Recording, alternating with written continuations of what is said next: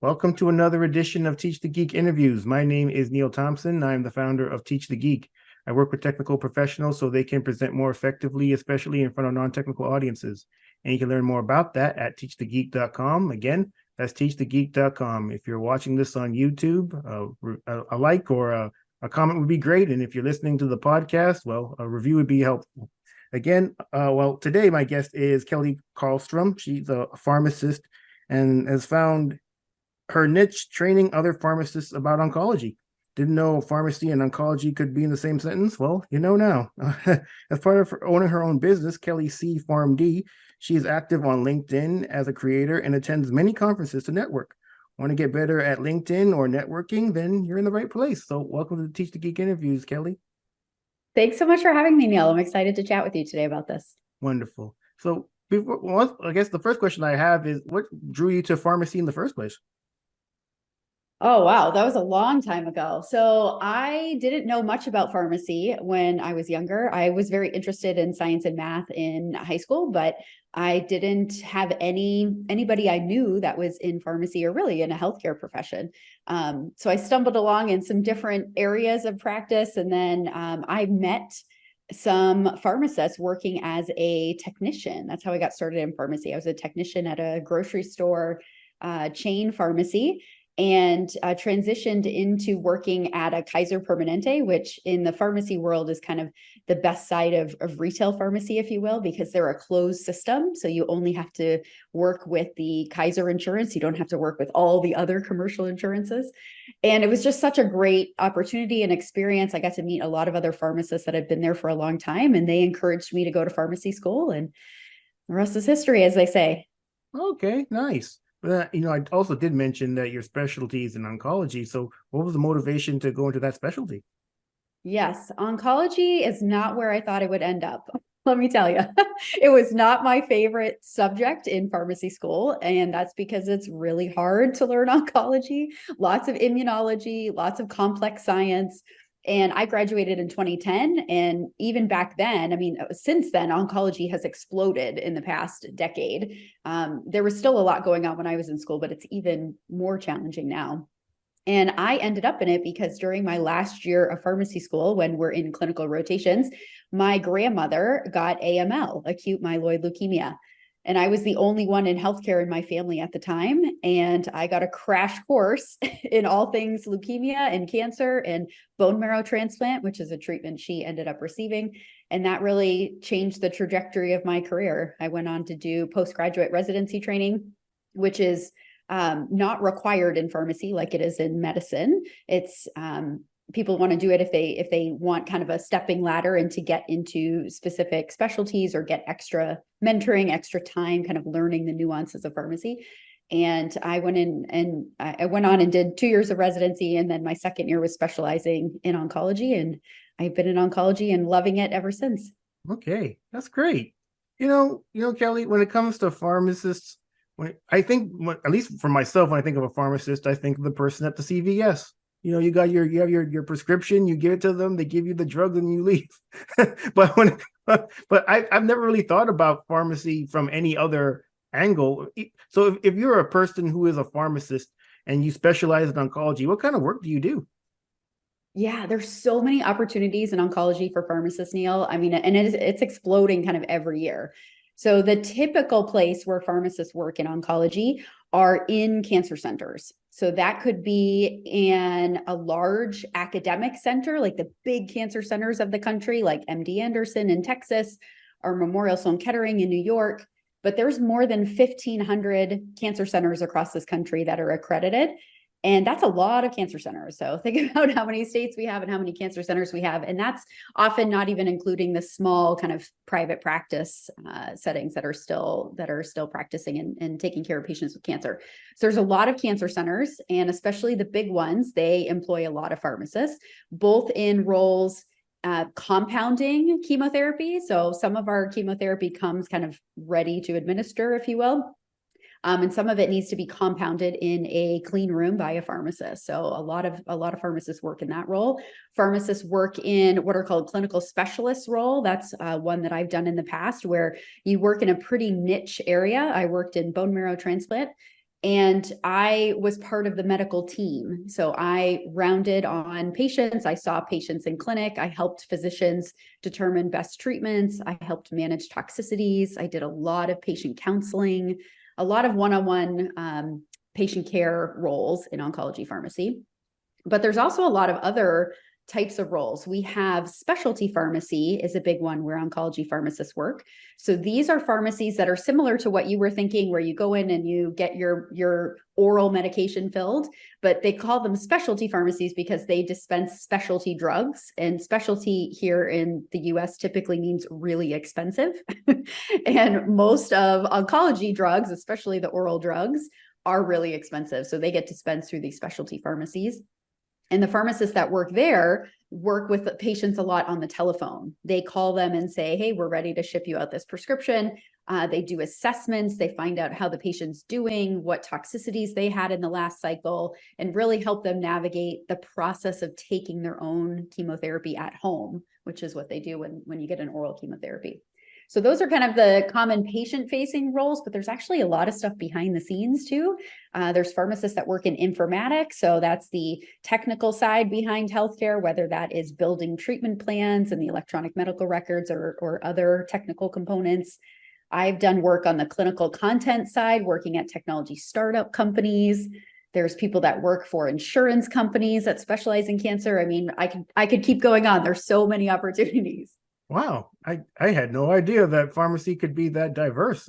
If anyone who's listening or watching our conversation, Kelley, is even thinking about getting into pharmacy, how would you suggest they go about doing it?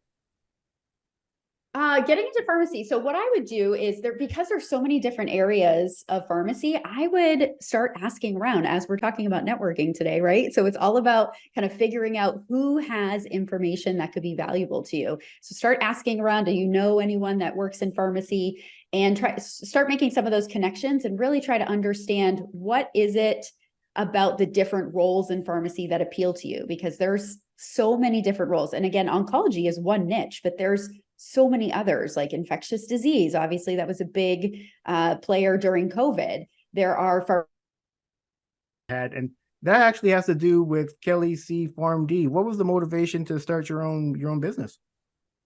Sure. Yeah. So I never imagined I would start a business, honestly. It was not on my professional bingo card. But how it came about was I've been active on LinkedIn for many years.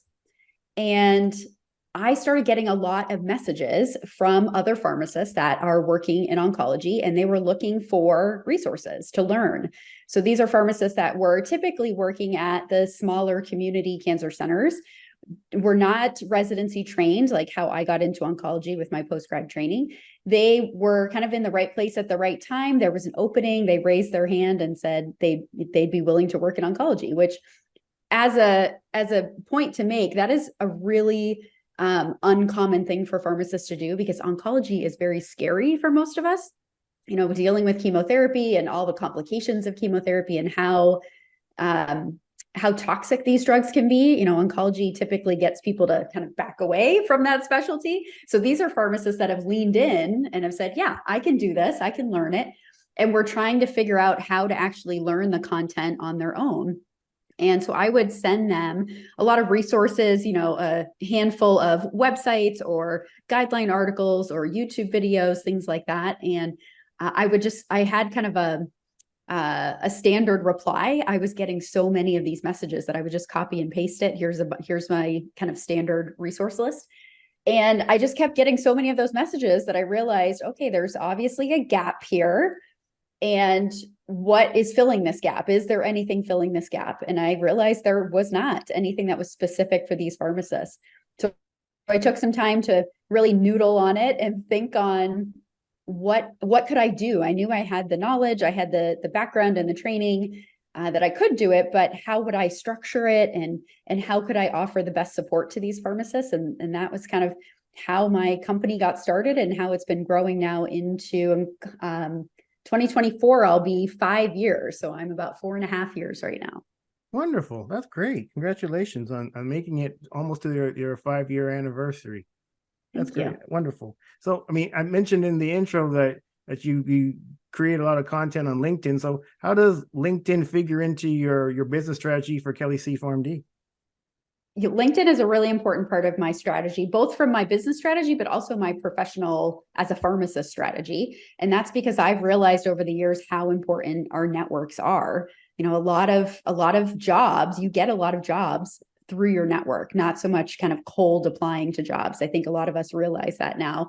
But it's kind of a difficult thing for a lot of people to wrap their head around, this networking word. And there was actually a post last week on LinkedIn where we were chatting about this. And I'm like, maybe it's the word networking that people just don't really like. It doesn't resonate. So we need another word. I suggested maybe we call it socializing, because it's kind of just like socializing, where you meet people and you have conversations and you see if you can help them with something. So yeah, I do a lot on LinkedIn. I do a lot of content creation. So I post a lot of individual posts about oncology to help people learn oncology. So little nuggets, clinical pearls, motivational posts, things to remind people that oncology is hard. You can't eat the whole elephant at once, as they say. It's really about taking little pieces of it and breaking it down. And it takes time.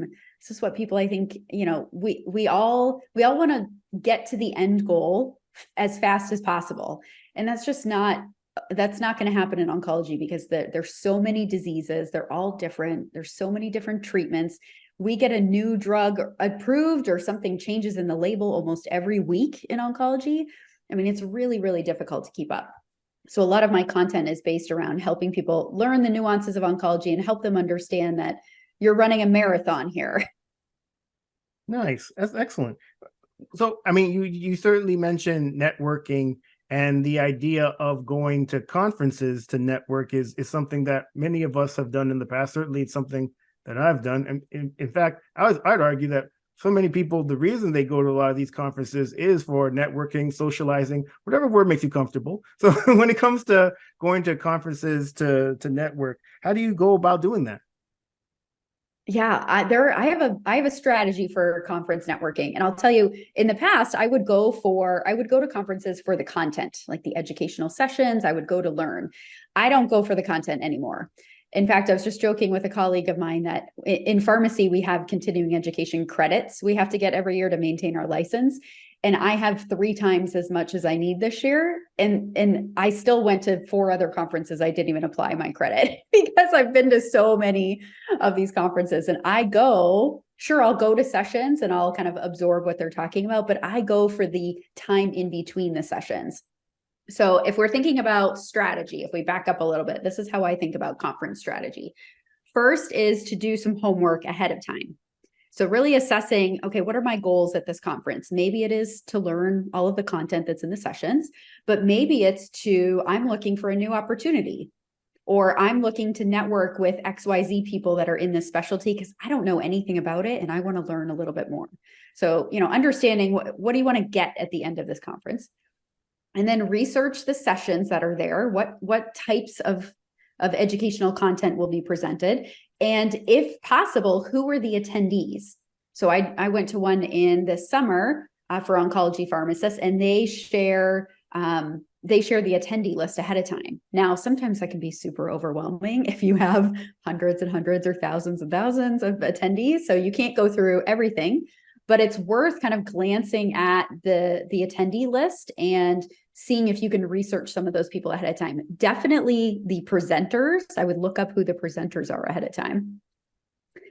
Also, I would think about planning your schedule. A lot of the conference apps these days let you kind of make your own schedule and add the sessions you want to go to your calendar, because the conferences can get super overwhelming really quick. And then when you're there and you're in the middle of it, you don't want to be scrolling through 15 sessions trying to figure out what you're going to. So doing some planning ahead of time. So that's kind of what I do before I get to a conference. And then thinking about the strategy piece of the conference is, so we've set some goals for what we want to get out of the conference, but also set some goals for specific number of people you want to meet. So say, and this kind of depends too on what your overall goals are. And if you consider yourself an introvert or an extrovert or somewhere in the middle. But I think a good place to start is 5 people, thinking of 5 people that you want to connect with. It's like a manageable number. It's not super overwhelming. You're not going to have to meet 100 people, but it's really planning ahead. Who might those 5 people be that you want to meet with? Think about how you're going to have some of these conversations. So everybody should have an elevator pitch, which is kind of a weird term, right? But it's really just like, how do you explain what you do to somebody in a way that creates some curiosity, in a way that they would look at you and be like, huh, that's really interesting. Tell me more about that. You know, how could you describe your role in a way that sparks some curiosity? And think about questions you could ask other people instead of the, well, what do you do? Think about, what brought you to this conference?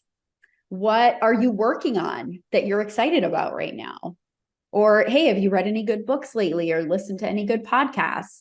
Think about ways to engage conversation. And also plan for the unplanned networking. This is where I think the gems are. When you're standing in the registration line or you're standing in the lunch line, maybe you're you're looking for some place to sit. I would never go to an empty table. I always find a table that has people, and I would say, hey, can I join you? And I introduce myself and I start chit-chatting before the session starts. So I think those are some things to do as you're like preparing for the session or for the conferences. And then it's really all about execution and how you're going to form some of those relationships and how you can help yourself stand out, if you will. Like there's a speaker, a professional speaker who posts on LinkedIn a lot. His name's Robbie Samuels. And he had this great analogy of be a croissant, not a bagel. I think he said bagel. Maybe it was donut. But essentially it was like when you're standing in a group of people, and you're having a conversation, be a croissant and have like the open ends of the people. Don't be just in one closed off circle, because that doesn't invite other people to come talk with you. So always kind of like move your body language open a little bit so other people can come in and join your conversation. So that's one tip I really like. Croissant, not bagel. All right, I got it.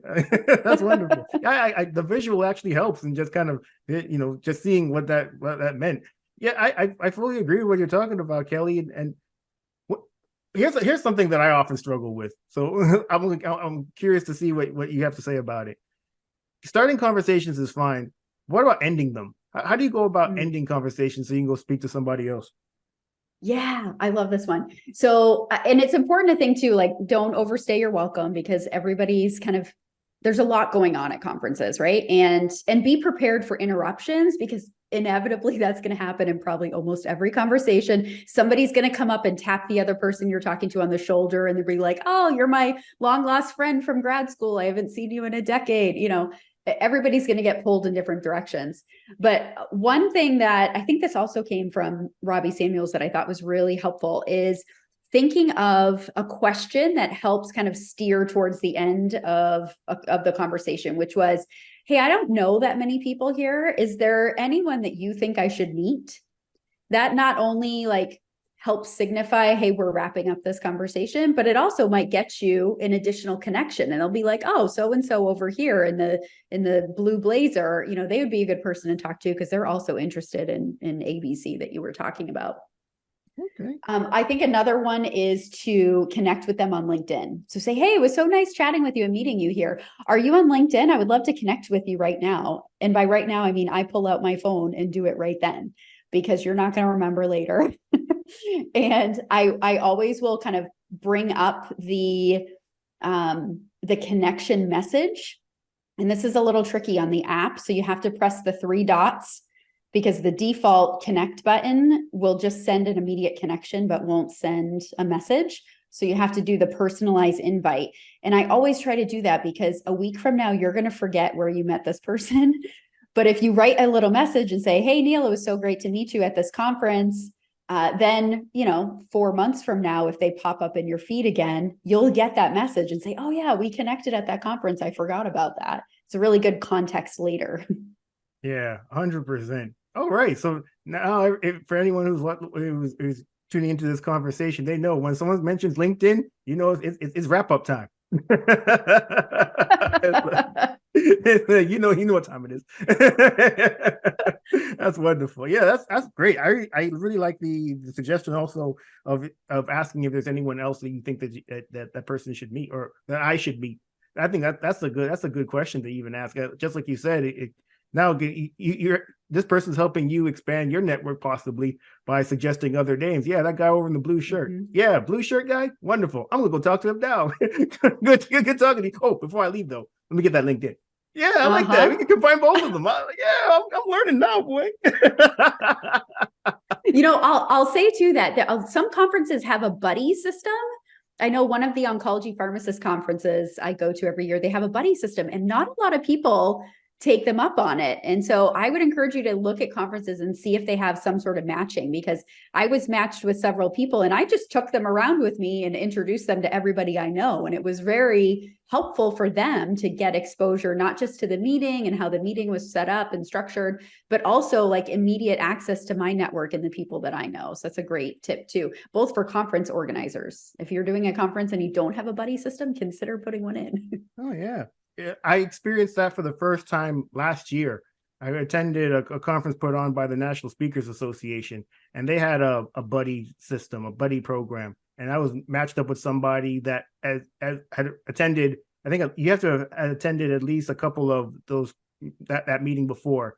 And so I was matched up with that person, and essentially that's exactly what happened. I hung out with them for a bit. They introduced me to a few people, which was really nice. If you're the person though that is the more experienced person, what do you get out of being buddied with somebody who's a newbie? I get a lot out of it because I really enjoy networking and I like learning where other people are coming from, what their background is. So we have to remember that everybody has an area of expertise that you can learn about. So even if they're new to this conference or they're maybe new to your specific niche or industry, they have some other experience in their professional journey that I'm sure you can benefit from. Yeah. I heard somebody recently on a podcast talking about everybody has, or there's somebody that has a key to what you need in their pocket.